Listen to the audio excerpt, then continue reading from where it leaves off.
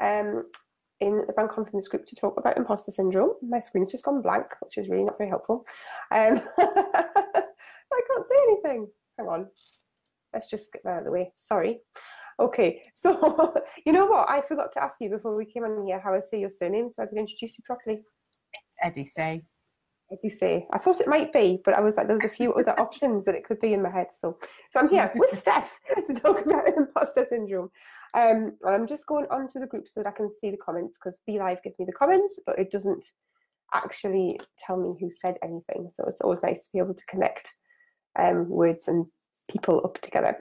So while we wait for people to turn up, do you want to give us a little bit of tell us a little bit about what you've been up to today?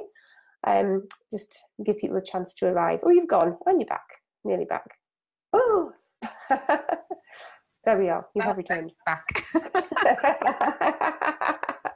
So tell us a little bit about what you've been up to today, and then we'll introduce you properly, and you can tell people who you are. Yeah. Well, I've had quite an interesting morning. So I woke up about 5:30, and I do wake up early, but I woke up and I had a message on my phone from a friend, and she had been swimming at South Shields for the solstice. So I think she was swimming at 3 o'clock in the morning in the sea. And she put a lovely picture of the sunrise, and then they'd had a campfire on the beach, and it just made me get up, and I made a cup of tea, and I went out and sat in the sun in the garden, and just had a lovely time for about 10 minutes, and then realised the dog had escaped the garden and was running around the village somewhere. So that kind of quickly get dressed and go out to find the dog, but she was fine. Oh gosh. And then actually I've just been doing various bits and pieces for my coaching business, for my paid employment, and I love working from home because you can just do things at your own pace, and I get far more done. I have cups of tea and a nice breakfast and all that type of thing. So yeah, it's been a nice relaxing morning so far. Yeah, it sounds nice and relaxing. Mine was not relaxing at all, but that's because I had to take a kid to school, and that's never fun. She's the slowest person at getting ready ever, but it's been all right since I got to work. Right, so we are going to get started then. So why don't you tell us a little bit about who you are and what you do, and then you're going to share some tips with us about imposter syndrome. Great. Okay, so I'm Steph Edusei, as you said, and I coach women in middle senior leadership roles who are generally too busy. They've got competing demands at work and at home. That sounds a bit like you've had this morning. They're basically trying to do it all. They're focusing on everyone but themselves. And what I find is that they're constantly battling, and they fear that they're not good enough, and we'll come on to that one, and that they're going to be caught out, and we'll come on to that as well. And they're always busy. They never have enough time to do what they need. And hopefully a lot of people can identify with that. So I coach with compassion, with honesty, because if I'm not honest, then I'm not doing anybody any favours, and with humour if I can, just to support women to take back control, to step into being that high value leader who's competent and confident. And I do that by focusing on things that really make a difference, so they have a high quality life. Yeah, which is definitely better. Yeah, and it's that difference between being successful and having quality of life. And you can do both, but you have to be really careful and conscious when you're trying to achieve that. So that's my coaching business. I also run an organisation called Tell Us North, which runs Health Watch Castle and Health Watch Gateshead, which is a health and social care watchdog. And I'm a dance teacher.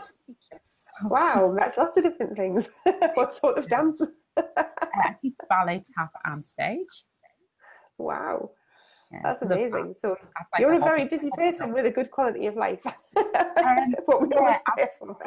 Interestingly, I was just having this discussion last night. I don't say I'm busy anymore, because I find that if you talk about how busy you are, it's actually quite depressing. So I'm now trying to say I'm having a full day. Okay. Well, I'm saying I'm productively active. Oh, that's good. I like that. I want to write that down. Productively active. And then people go, oh, that's interesting. And then you end up talking about it. Yes. Productively active. Because busy just sounds really stressful and miserable, and like you don't want to know about that. So. And it's funny, since I've started or stopped saying I'm busy, I'm probably just as busy, but I don't feel it. I just feel so much kind of like I do as much, if not more, but I'm just so much more relaxed about it. So yeah, it's working for me anyway. Well, that sounds great. Fantastic. Right, sure. Before we go on to the tips, do you want to tell us a bit about what imposter syndrome is? Because I know there were some people who weren't actually sure, which I thought was amazing. So, yeah, what is imposter syndrome? I'm probably not as surprised as you, because I think there are Probably not.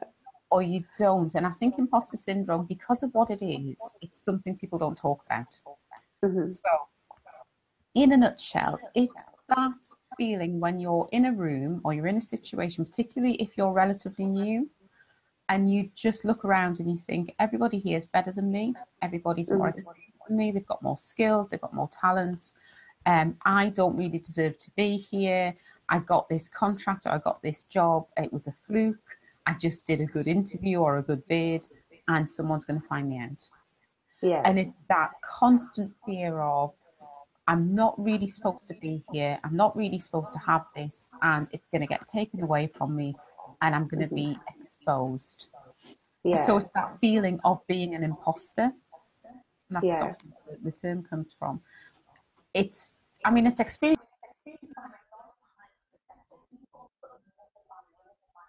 Uh-huh.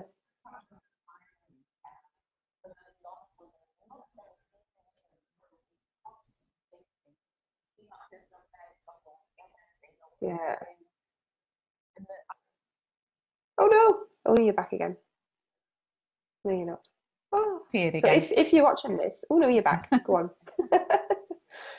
Yeah, so everybody's tending to think the same thing about each other, but because everybody thinks it's just me, they don't talk about it, because actually that's just them exposing themselves as an imposter, which is why a lot of people have never heard of it. And Yeah, I think when they for can me, I feel like I've heard quite a lot about it just lately. Again, irritating. In Facebook groups with other business women, it's sort of been a bit of a recurrent theme, which is why when you said you could talk about this, I thought, well, that sounds great, because it's obviously something that is on people's minds at the minute, and I'm sure it's on people's minds all the time. But I just feel like it was like everywhere at that point. So, yeah, it's very much. I mean, I would say recently, if I'm not having a conversation with somebody and it comes up at least once a day, I'm amazed. You know, just chatting to somebody, I ask, you know, say, what's going on? And they'll go, oh, well, you know, Steph. And they say something, this is not in coaching sessions. And I go, have you ever heard of the imposter syndrome? And they haven't. But yeah, it's very much, and I think a lot of the stuff around social media and stuff, while it's great, it kind of feeds it, because you're seeing everybody else having this fantastic career and family life, and you know, they're looking great because you only post the best of you on social media. And it feeds imposter syndrome. So it's probably more prominent now than it was 10, 15 years ago. Yeah. Well, I can't comment about 10 or 15 years ago because I was still at school. But, but about 10 years ago, I wasn't. Yeah.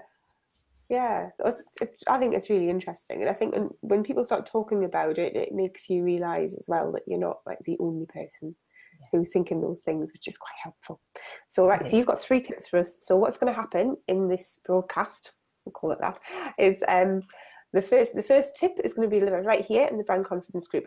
And then if you're in the Brand Success Club, you can hop over there and you'll get 2 more just to expand on the topic and get a bit more amazing stuff from this.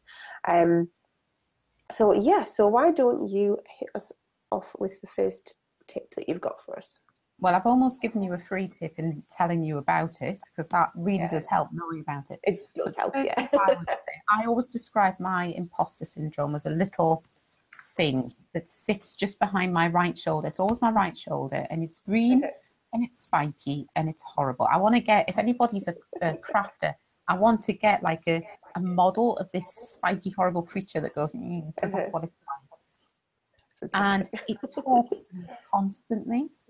It'll be exactly the same for everybody. It's this little voice that talks to you. The best tip I can give you is notice it. So don't listen to it, because what you've been doing is you've been listening to it but not noticing it. What I mean by that is it's been going into your brain, but you haven't actually stopped and gone, there's a little voice talking to me. It's not been a conscious thing, it's been subconsciously going around in your head. Yeah. And the thing is, when you actually notice the voice, don't listen to what it's saying, but notice the voice, you start to become really cognizant of the fact that something is talking you down the whole time. And just that can be really helpful. So the best tip I can give is notice that voice. And every time it happens, go, there you are. Oh, you're off again. Oh, and again. And you might find you're sitting in a exchange in your business or whatever, and it might go 50 times in the space of an hour, telling you you're not good enough, and that you're going to be found out, and that everybody's thinking how stupid you are, and all of the things that it's telling you. Don't listen to it, but just go, oh, and again. Oh, and again. And that noticing it makes it a lot easier, because you recognize that something's going on, and it kind of can short circuit that. Instead of going straight into your brain and into your emotions, and you start to feel horrible, you're going, there's something going on here, and I don't need to pay attention to it. Yeah. Does that make So sense? notice it, but don't pay attention. Yeah. Yeah, that's great. And I want to work out what mine looks like. Yeah, I've got such a clear picture of mine now. I can slap it. Yeah, I think that's great. Because yes, unless you know it's there and really pay attention to it, then you can't do anything about it, can you? So, that's it. Yeah, it's brilliant. And like I say, for a lot of people, they've been listening to it for years, but they've never actually noticed it. Which sounds strange, but we listen to things all. We have the TV or whatever on the background. We don't notice it's there, but stuff is going into our brain the whole time, and that's what's happening with that little creature, as I call mine. Yeah. Oh, that's great. Yes, I'm definitely going to have to think about that a little bit more then. That's wonderful. Okay, so before we move on to the next two tips in the Brand Success Club, do you want to tell us where we can find out more about you? And I know that you have written a blog on LinkedIn, which I was reading this morning, which is actually about imposter syndrome. So I'm going to put that in the comments. And your website. So that's all good. But you go and tell us things. I have a Facebook page, which is just a New View Limited. I have the website. I'm on LinkedIn, and I do post my blogs that are on the website also in LinkedIn. But actually what I'm doing at the moment is every so often I open up what I call discovery calls. So that's about an hour with me, done virtually. So we do it a bit like this. And it's a chance to really kind of start to get to the bottom of some of what's going on.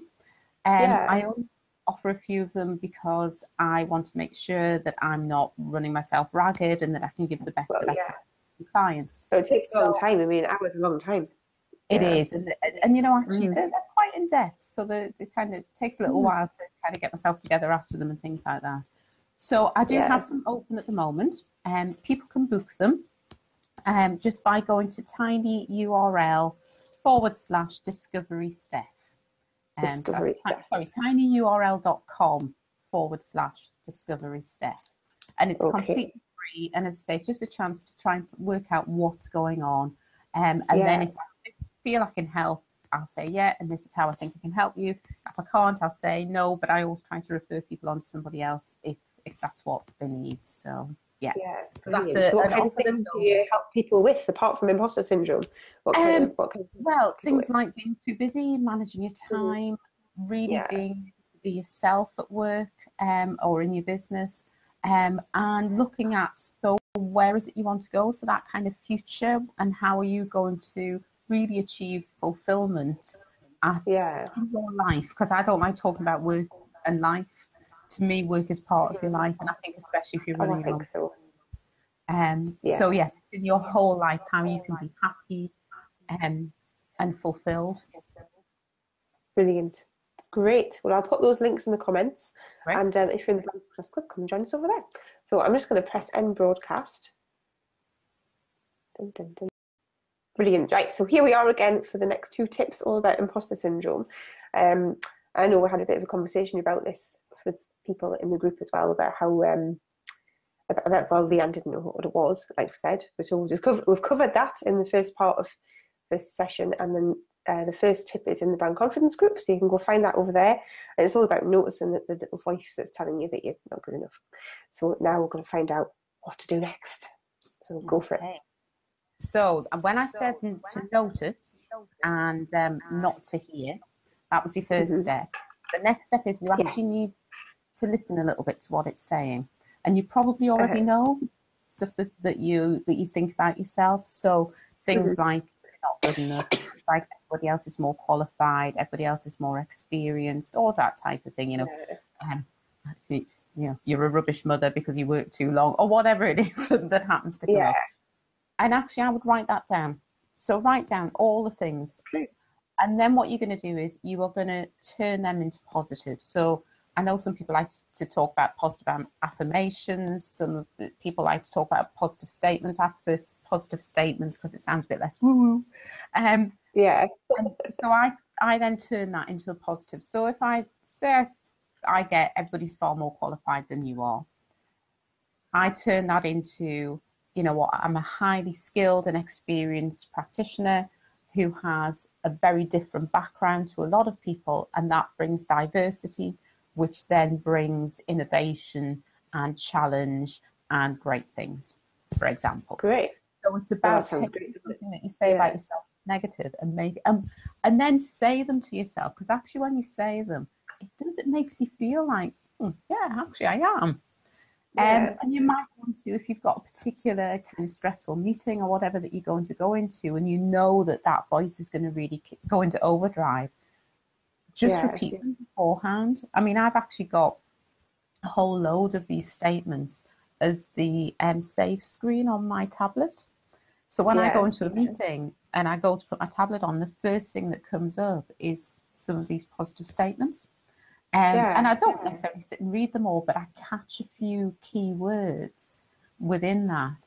And it just gives me a kind of, you can do this. You can do it. So don't let the voice bother you. So it's that thing of reframing what it's saying to you and making it something positive. And to do that, you'll have to kind of draw a little bit on some experience and some evidence that you've got that what it's telling you is wrong. So it may tell you that you're useless and you can't do it, but you've actually got a really successful career. Well, if you're useless and you can't do it, how have you managed to get where you've got to? So there's evidence out there that you can use. But just flip and reframe those things that it's saying, and make sure that you at least read them back on a regular basis so that you're kind of overpowering what it's saying in your brain. Oh, that's great. I can see that would be really powerful. And then me being a big journaling fan, I would want to be like writing them out from time to time because I can get them in my head. So that would be. And sometimes there may be a few that are kind of like that you have to say on a twice daily basis. There may be some that are really relevant for just a couple of occasions. So it may be that there's some that you're going to use all the time, and then there's others that it's just when you're going to meet your mother-in-law or whoever it is that you think, actually I just need to use that for them because it's when I'm in that situation or with that person that really comes up for me as being an issue. But give it a try, because the feeling it gives you is great. I can imagine it's putting all this lovely positive stuff into your head, aren't you, and you're just going to feel so much better. Oh, that's great. Yes, I've never really, obviously I've thought about imposter syndrome because I've heard people mention it, but I've never given it very much thought. And I think to do that would be really handy, because just get rid of all those things like, oh, you're rubbish and you're not as good as such and such and that kind of thing, which does happen. It would be so nice to have those positives to turn to just make it disappear. That's it. And I think the thing with imposter syndrome, the thing that I've had to accept with imposter syndrome is that it will never go away. But what you're doing is you're learning to manage it and control it. So, you're always, my belief is that you're always going to have some doubts. And that voice will always talk to you, but it's about knowing what's going on, like I say, noticing it, and then being able to come up with those statements that kind of bury it. You're going to bury it with the positivity. So it's that kind of thing. So that you've got control over it and it doesn't control you, because a lot of people have it controlling you, and that's completely the wrong way around. You want to flip that around completely. Yes, definitely. Oh, that's great. Fantastic. Okay, so do you want to tell us your third tip while we all sit here thinking? Yes. Is to recognise that nobody is perfect. Yeah. Absolutely nobody is perfect. And I think, again, as we were saying sort of earlier, we tend to kind of idealize other people's lives because we only see what they want us to see of those lives. So I know colleagues that I see at work, and I think, oh, you know, you're so intelligent, you're so articulate, you've got a fantastic relationship with your other half, you've got these lovely kids who are doing so well, and they're polite, and they're, you know, they play grade 8 violin or whatever it happens to be. And I just think you've really got it all together. And they kind of have, but also they're probably possibly looking at me and go, oh, look at Steph, and she's this, and she's that, and she's the other, and she, you know, she does all of this, and then she does guide or whatever it is. So they're doing the same to me as I'm doing to them, because what I show to them is the best side of me, the best version of me. Yeah, so we all do that. That's it. I mean, you don't want to. Well, I don't know. Some people do like to show their worst bits, and they, you know, they revel in it. But most of us, particularly in a professional life, you want to show the best version of you. So particularly at work, you're going to go there and you're going to be sort of on point and doing what you have to do and looking sharp and all that type of thing. So just recognize the fact that everybody else gets ladders in their tights, or picks up the outfit they were going to wear that day and realizes that it's dirty, or you know, is running late, dropping the kids off at school, and therefore but that's just life, you know. I mean, I'm sitting in meetings sometimes thinking, oh my God, I forgot to take the mince out of the freezer for tea. I'm going to have to call into the shop on the way home. Whereas I'm looking at other people thinking, oh, you probably cooked dinner 3 days ago and it's ready, it's waiting in the oven on a timer. Well, you know, they're probably not. They're probably getting a ready meal or a takeaway, you know, it's that type of thing. So yeah, recognize that. But the most important thing within that is to recognize that you're not perfect either. Yeah. So especially women, we hold ourselves to such extremely high standards. We think we have to be amazing. And actually the blog that I posted on LinkedIn recently about that superpower and being Wonder Woman, it just typifies that. So I used to dash around, and people used to say, oh, Steph, you're Wonder Woman. And I used to feel great when people said that to me. I used to go, oh no, I'm not. Don't be silly. But actually I'm not, and nobody is.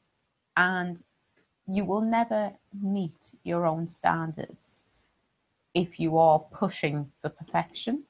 And I'm not saying that pushing for perfection and pushing to be outstanding is wrong, as long as you accept the fact you will never get there. So to my mind, pushing to be outstanding or pushing for perfection means you're always trying to get better, but you've got to accept you're never, ever going to be perfect. And it's only by doing that, I think, that you accept the fact that, you know what, there might be somebody in the room who is more intelligent, more skilled, more experienced than you, but that doesn't mean that you have no value. It means actually that you can learn a lot from them, but they can learn from you too. So that acknowledgement, nobody is perfect, including you, is really important, because then when this thing starts up and starts saying really negative things about you, you can just turn around and go, yeah, so what? I know my own worth. I know that I'm a successful leader or whatever. I've got evidence to support that. I'm not perfect. So what? Neither's anybody else. And again, it's that's a really powerful thing to be able to own and to believe. So nobody's perfect, including you. It is. And actually, it's really funny you mentioned in the superheroes. I'm going again, I can hear myself. Can you hear me, or is it just me? I can hear you once, so I can't hear an echo. Okay, right, I'll just keep talking through it. Oh, it's gone. How weird. Anyway, the superhero thing is really interesting because probably, I don't know, maybe within, not the last 6 months, but the 6 months before that, I went through a period in my journal where I was constantly writing, you are not Superwoman, you don't have to do everything. And that totally resonated with me, because I'm like, you just try and do absolutely everything and be amazing, and you have to just realize that you just can't do everything, and sometimes it takes a long time to get there. Though I imagine it's quicker if you work with people like you. Yeah, well, yeah, we can help. It's like, you know, coaching does help, and I think that's one of the things you were saying earlier about imposter syndrome. Talking to people about imposter syndrome helps, and I think I'm on a bit of a mission at the minute to get everybody talking about it, because I've got a daughter. She's 13, so she's getting to that age where this will start kicking in, and I want her generation to know about it, so they don't sit and think it's just them and it's because they're incompetent. Yes. And the more we talk about imposter syndrome, the more people will go, you know what, this is just normal. I can overcome it. I may need help to overcome it, but I can overcome it, and it's not a big deal. And I don't need to waste 30 years of my life quivering in a corner, scared to speak out. And that's the problem with imposter syndrome. It stops you from doing things. It stops you from being the person that you can actually be, because you're scared that what you're going to say is stupid, or you're scared that actually you're going to say something and everybody's going to turn around and go, well, that just proves that you don't know what you're talking about. So it can be a long time. Yeah. It's awful. It's an awful thing. I'd sometimes wish they'd teach some of this stuff in schools, and they never do. But I would prefer them to learn that than the names of the wives of Henry VIII, to be honest. But so would I. Yeah, I think there's a lot of things that schools could benefit from. Schools, the children can benefit from being taught in schools. Getting the words out the right way around. That especially now that obviously I have children who are in school and I didn't, before. You sort of think, oh, it'd be really useful for them to know that, because then they just hear it from you. And I think as a mum, you're not always the person that they want to listen to, are you? So it would be great. My daughter's a teenager, so I'm trying now, instead of being shouty mother, which you get when you've got a teenage girl. I'm trying. That's my dog. If you can hear the little pixie tap downstairs, so instead of being the shouty mother, I'm trying to be a bit more coachy with her. So I still do the kind of, and then I say, Yasmin, the reason I reacted like that was, and she just goes, oh, Mum, will you stop doing that work thing with me? I'm your daughter, not your work colleague. And she shouted at her, so. Yes, my husband used to be a youth worker, and he would he'd talk to the young people about whatever their issues were, and then he'd come home and he'd talk to me like I was one of them. Hi, Gracie. Like I was one of them, and sort of in that sort of counsellor voice. Yes. And you're like, just don't do it. And it does make you feel very uncomfortable. But yeah, I think other people can totally get through in that way, so that's really brilliant. So yeah, I think that's given us quite a lot to think about. I definitely have some journaling sessions ahead of me. And I think that's going to be incredibly useful for people, especially those people who hadn't thought about it before in any way at all. It's going to be fantastic. So I'm looking at my notes. That's what I'm doing. Well, I'm looking down and goes, oh my God, I'm normal. Yeah. Well, I think that's the thing, isn't it? Because you like you were saying at the beginning, people not talking about it is because they think they're weird, when it's completely and utterly normal. So yeah, so if there are people watching this, if you're watching this and it's been really useful, please give us some hearts or some comments or something and let Steph know that it was great. And we've got things to think about. But there's lots of links which I put in the brand confidence group, which I will put in here as well, because Steph's got a 1 hour discovery call where you can go and get help with this kind of thing. So I think you should take advantage of it. And so I'll pop those links in and get the long version in the Brand Success Club, and I'll send you the version so that you can do what you want with it. But I think that's been fantastic. So thank you very much. I've really enjoyed it. Thank you. Me too. Okay. I have clicked end broadcast and things